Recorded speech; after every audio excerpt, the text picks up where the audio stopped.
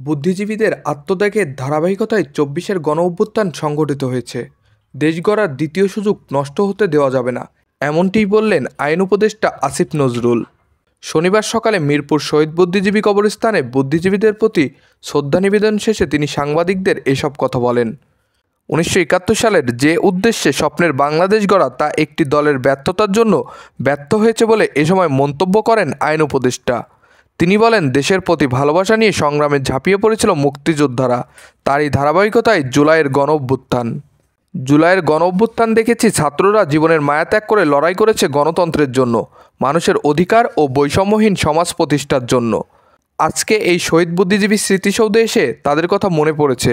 আইন উপদেষ্টা আরও বলেন, ১৯৭১ সালের বহু মানুষের বহু শহীদদের আত্মত্যাগের পরও আমরা স্বপ্নের বাংলাদেশ গড়তে ব্যর্থ হয়েছিলাম এক ধরনের মানসিকতার জন্য, একটা দলের ব্যর্থতার জন্য। সেই ব্যর্থতার যেন পুনরাবৃত্তি না হয়।